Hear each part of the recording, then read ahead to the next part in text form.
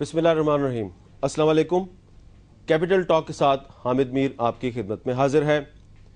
کئی دنوں سے بری خبریں مل رہی تھیں، اب کچھ اچھی خبریں بھی آپ کو سننے کو مل رہی ہیں۔ اسلام آباد میں پاک افغان امن جرگہ ہوا اور اس جرگے کے بعد طالبان کے ساتھ اور دیگر مزاحمت کاروں کے ساتھ مذاکرات پر اتفاق رائے ہو گیا، اور یہ اتفاق رائے پارلیمنٹ کی اس متفقہ قرارداد کا تسلسل نظر آتا ہے جو تھوڑے دن پہلے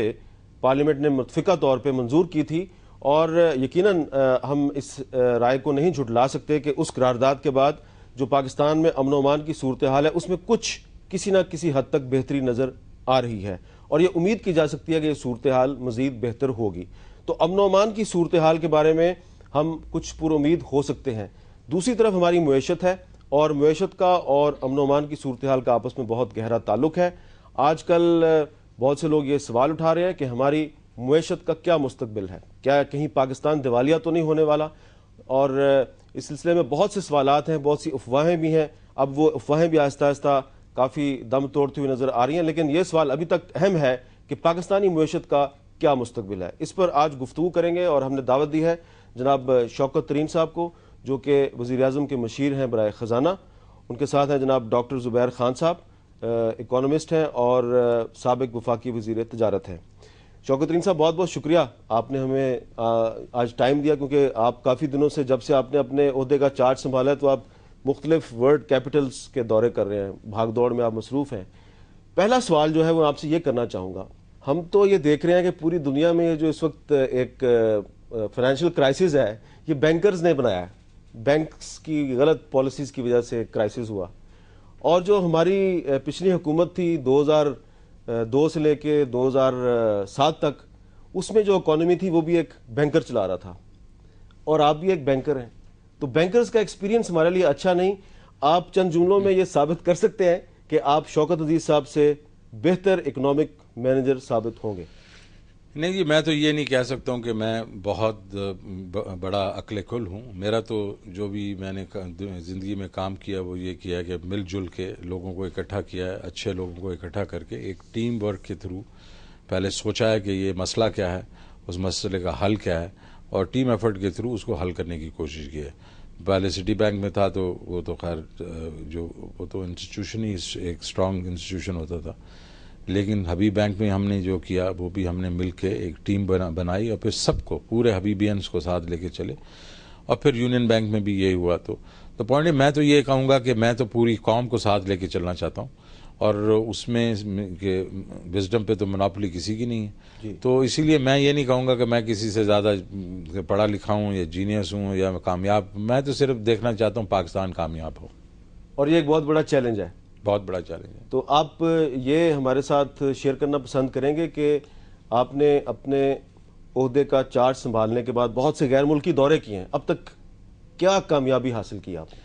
دیکھیے جی، جو پہلا دورہ تو ظاہر امریکہ کا تھا، وہ تو ورلڈ بینک IMF کی میٹنگز جو ہوتی ہیں وہ اینول میٹنگز ہوتی ہیں، لیکن وہاں جا کے میں جو فرینڈز جو پاکستان ہیں ان کے جو فائنانس منسٹرز ہیں ان کو بھی ملا، کہ ان کا میں نے موڈ دیکھا، اور پھر جو آپ کی ورلڈ بینک ہے، ایشین ڈیولپمنٹ بینک جن کو IFIs کہتے ہیں، DFID اسلامک ڈیولپمنٹ بینک، اور IMF، ان سے بھی ملا، اور میں نے ان کا بھی موڈ دیکھا، تو ایک تاثر مجھے ملا کہ ہم جو ہے وہ جس طرح میں نے پلان ABC کی بات کی تھی کہ ہم اس قسم سے بات تو کر سکتے ہیں کہ جی ہماری جو نارمل ایڈ ہے، جو ہماری یہ جو ملٹی لیٹرل ایجنسیز ہیں وہ 4 ارب روپیہ ڈالر دے دیں گی، اور وہ بجٹ میں ہے، اس کا مطلب ہے کہ وہ ہم نے خود پہلے بجٹ کیا ہوا ہے کہ ہمیں اتنے پیسے ملیں گے، لیکن ہمیں اس کے علاوہ بھی کوئی تقریباً ہم کہتے ہیں 3.5، دنیا کہتی ہے 4.5، so any where between 3 to 5 billion dollar کی شارٹیج ہے، تو کیا مجھے وہاں وہ پیسے مل سکتے ہیں؟ اور اس کے بعد ہم نے چائنا کا دورہ کیا، تو چائنا سے بھی جو ہماری باتیں ہوئیں، تو میں اس نتیجے میں پہنچا کہ پاکستان کا ڈیفالٹ کا تو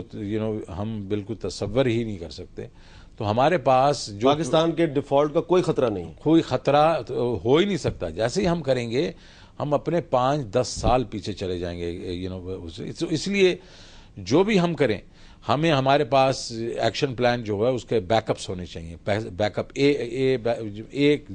نہیں 2 ہونے چاہیے، تو اس لیے آپ نے میرے یہ ABC کے متعلق سنا ہوگا. تو میں جب آیا تو ظاہر ہے ایک تو موڈ دیکھ کے آیا لوگوں کا, اور دوسرا میں یہ ہے کہ تیاریں بھی کر کے آیا کہ ہم لوگ اگر کچھ نہ ہو تو ہم کیا کریں گے. تو ڈاکٹر زبیر خان صاحب, آپ نے ریمارک سنے. شوکت ترین صاحب کہتے ہیں کہ پاکستان کے دیوالیہ ہونے کا کوئی تصور بھی نہیں کرنا چاہیے. آپ اتفاق کرتے ہیں اس سے؟ نہیں, یہ تو میرے خیال میں امید کی بات کر رہے ہیں, لیکن ہو سکتا ہے. دیوالیہ تو ممالک اس طریقے سے ہوتا ہے کہ ان کے جو بین الاقوامی جو واجبات ہوتی ہیں, جو قرضے دینے ہوتے ہیں, اگر وہ ان قرضوں کے لیے ان کے پاس زر مبادلہ نہ ہو تو یہ ایک پاسبلٹی ہوتی ہے.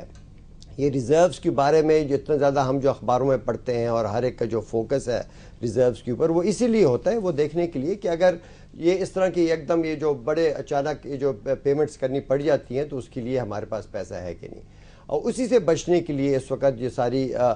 بھاگ و دوڑ ہو رہی ہے.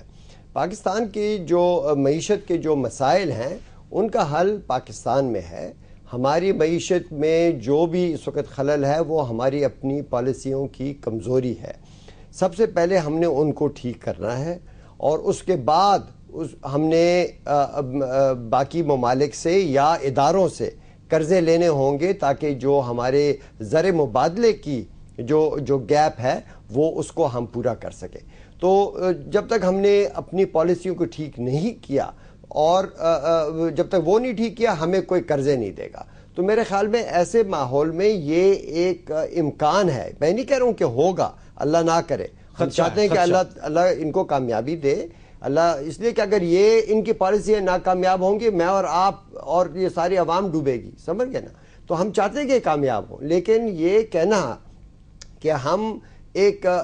چٹان کے کنارے پر نہیں پہنچے, یہ میرے خیال میں اپنے آپ کو ایک غلط فہمی میں مبتلا. آپ یہ کہنا چاہ رہے ہیں کہ ہم ایک کھائی کے دہانے پہ پہنچے ہوئے ہیں اور اس پر ذرا سی لرزش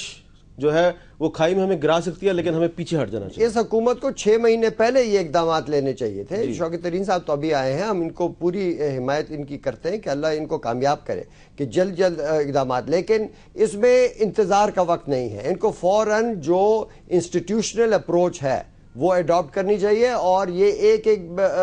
بائیلیٹرل لیول پر ممالک سے بھیک نہیں مانگنی چاہیے. یہ شوکت ترین صاحب, آپ نے آتے ساتھ ہی ایک سٹیٹمنٹ دیا تھا کہ ریاست جو ہے وہ کمزور ہو چکی ہے اور کچھ کارٹلز یعنی کہ مافیاز جو ہیں وہ مضبوط ہو چکے ہیں, اور بینکنگ کا بھی ایک مافیا ہے, بینکنگ کارٹل بھی ہے. تو اب ایک سوال آپ کے حوالے سے یہی کیا جائے گا کہ آپ بینکنگ مافیا کے مفادات کا تحفظ کریں گے جیسے کہ پچھلے دور میں ہو رہا تھا, یا آپ پاکستان کے عام آدمی کے مفادات کا تحفظ کریں گے جو پہلے سے ہی 30 سے لے کے 40% تک افراط زر کا شکار ہے؟ دیکھیں جی, پہلے تو اس تک آتے ہوئے میرے خیال میں زبیر صاحب نے جو بات کی,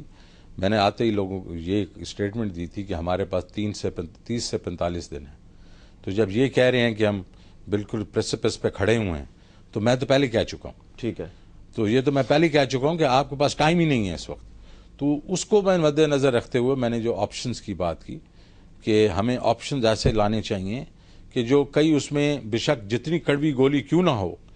وہ بھی آپشن ہمارے پاس ٹیبل پہ ہونا چاہیے تاکہ ہم ڈیفالٹ سے بچیں. بیکاز میں نے یہ نہیں کہا کہ نہیں ہو سکتا, میں نے کہا یہ ہمیں نہیں کرنا چاہیے. We should not default because وہ 10 سال پیچھے لے کے چلا جائے گا. دوسری چیز یہ انہوں نے ایک بات کی اور وہ میں ٹوٹلی اتفاق کرتا ہوں کہ ہمیں اپنے پیروں پہ کھڑا ہونا پڑے گا. We will have to basically move forward. اور اب جو یہ اس میں ایڈورسٹی میں اپرچونٹی یہ ہونی چاہیے کہ ہم جب اب جو اس کو اپنے آپ کو دیکھیں تو اس زاویے سے دیکھیں کہ یہ کیا وجہ ہے کہ ہر 10 سال کے بعد ہم کہتے کچھ رہتے ہیں کہ ہم ٹائیگر بن گئے, یہ ہو گئے, لیکن ہم پھر واپس اسی دھانے پہ آگے کھڑے ہو جاتے ہیں. تو یہ تو ہے. اب جو آپ نے سوال کیا, دیکھیں جی میں پاکستانی پہلے ہوں اور بینکر بعد میں ہوں, اور میں نے اگر یہ عہدہ لیا ہے تو آپ کو معلوم ہوگا کہ کل صبح میں نے بینکرز کو ایڈریس کیا اور میں نے ان کو ایسی ڈانٹ پلائی. وہ اس لیے ڈانٹ پلائی, ان کو میں نے کہا کہ آپ لوگ ہر وقت پروفٹ کو مت دیکھتے رہیں. اس وقت جو آپ کا انڈسٹریلسٹ ہے, جو آپ کا بورور ہے, وہ مشکل میں. تو اس وقت اگر کیونکہ کئی بینکوں نے کیا ہے